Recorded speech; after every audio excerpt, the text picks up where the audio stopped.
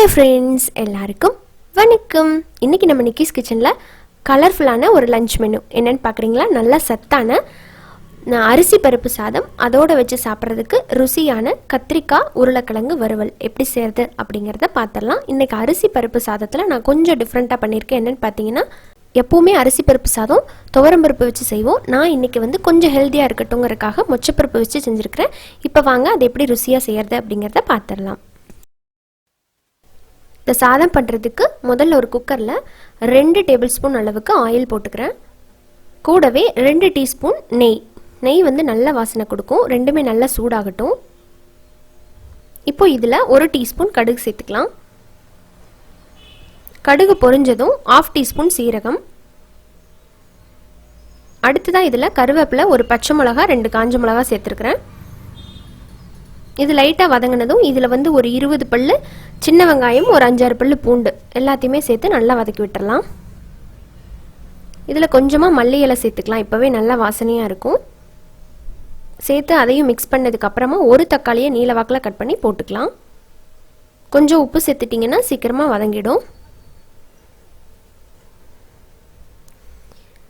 இப்போ பாருங்கள், தக்காளி வதங்கினதும் ஒரு 1/4 டீஸ்பூன் மஞ்சத்தூளும் 1 டீஸ்பூன் அளவுக்கு சாம்பார் தூள், வீட்லேயே அரைச்ச சாம்பார் தூள். இதோட லிங்க் டிஸ்கிரிப்ஷனில் கொடுத்துருக்கேன், செக் பண்ணிக்கலாம் வேணுங்கிறவங்க. காரத்தை பொறுத்து நீங்கள் சாம்பார் தூள் சேர்க்கலாம், ரொம்ப நல்லாயிருக்கும் சாம்பார் தூள் சேர்த்து பண்ணால்.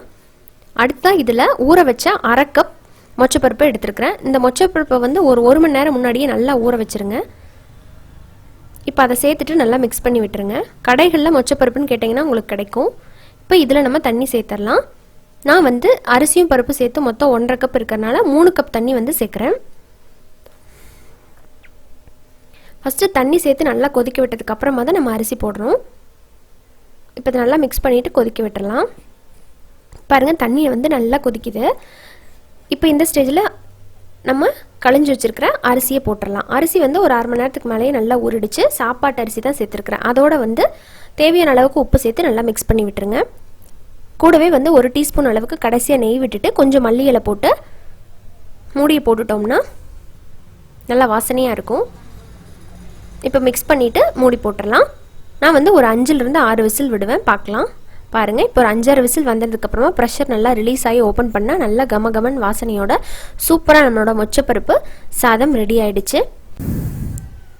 சாதம் ரொம்ப குழையாமையும் ரொம்ப பளபளனும் இல்லாமல் கரெக்டாக பருப்பு சாதத்தோட கன்சிஸ்டன்சி இந்த மாதிரி இருந்தால் தான் உங்களுக்கு நல்லாயிருக்கும். அடுத்ததான் இதோட வச்சு சாப்பிட்றதுக்கு கத்திரிக்காய் உருளைக்கிழங்கு வறுவல் குயிக்காக ரெடி பண்ணிடலாம். அதுக்கு ஒரு கடாயில் 2 டீஸ்பூன் ஆயில் போட்டுக்கிறேன். ஆயில் சூடானதுக்கு அப்புறமா ஒரு 1/2 டீஸ்பூன் போல் கடுகு சேர்த்துக்கலாம்.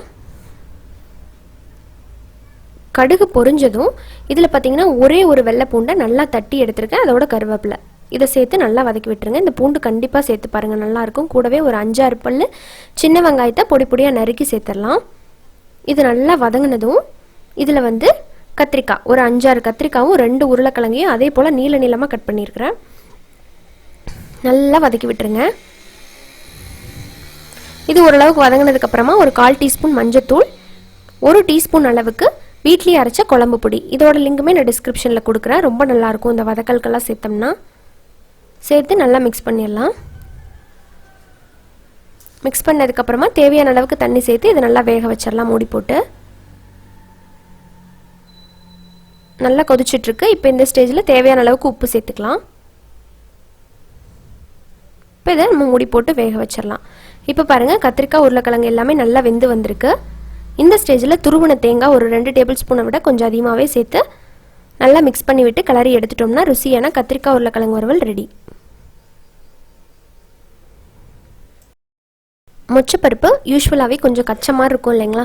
ஆனால் இந்த மாதிரி செஞ்சு பாருங்கள், துவரம்பருப்பு சேர்த்து செய்கிற அரிசி பருப்பு சாதம் மாதிரியே நல்லா ருசியாக இருக்கும். நீங்கள் இதுக்கு மொச்சப்பருப்புக்கு பொதுவாக இதுலேயே தட்டைப்பருப்பு, அப்புறம் பாசிப்பருப்பு, துவரம்பருப்பு எதை வேணாலும் நீங்கள் சப்ஸ்டியூட் பண்ணி செய்யலாம். ரொம்ப நல்லா வாசனையாக இருக்கும். அதுவும் இந்த காம்போவில் ஒரு டைம் ட்ரை பண்ணி பார்த்துட்டு உங்களோட ஃபீட்பேக் சொல்லுங்கள். பிடிச்சிருந்தால் லைக் பண்ணுங்கள். யூஸ்ஃபுல்லாக இருக்குன்னு நினச்சிங்கன்னா ஃப்ரெண்ட்ஸ் அண்ட் ஃபேமிலியோட ஷேர் பண்ணுங்கள். அண்ட் மறக்காமல் நம்ம சேனல் நிக்கிஸ் கிச்சனை சப்ஸ்கிரைப் பண்ணிவிட்டு கூட இருக்கிற பெல் சிம்பிளை அழுத்தி விட்டுருங்க. அப்போ தான் நான் இனிமேல் போடுற வீடியோஸோட அப்டேட் உங்களுக்கு உடனுக்குடனே நோட்டிஃபிகேஷனாக கிடைக்கும். மீண்டும் சந்திக்கலாம். நன்றி, வணக்கம்.